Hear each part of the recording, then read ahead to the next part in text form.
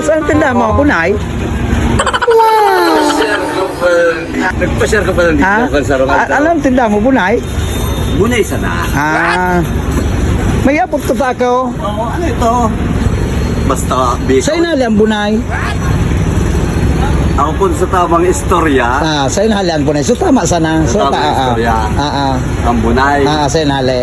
sinali ang bunay sa manok. Sa manok. Sa inali ang manok. Ang manok, Sa inali ang manok. nilalangkan Diyos ang manok. So ano sila? Sige. Oo, nilalangkan Diyos ang manok.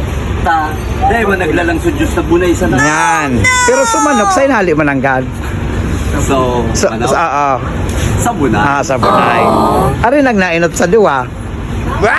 Manok, Ay, dahil na ako sa simbag kayo na eh. Hala, tapos tong ko. May saro pa akong hapon. Bago ko ito naman simbag. No. Ayan tabi kay Tupi. Motor store. Bata, may arpa. Ay, yun nga na. Tanya mo na, may arpaan. Bata, may arpa.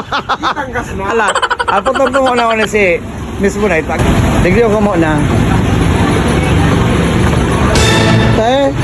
Ano pa may tinda mo, Bunay? May apot ko ta akaw, tayo napot ko dumang giper. Yes. Sa inali ang Bunay.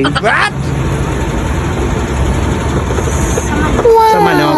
Sa inali ang manok. Sa Bunay. Ari nang nainot sa duwa. Ay, dahil man kayo nako dahil man ako sa simbag tabi kay ning maray. Ay, gapot ko tabi kong nata. Sa inhali ang bunay. Ayan, siyempre, ang hali talaga ang bunay sa manok. Sa inhali ang manok sa bunay.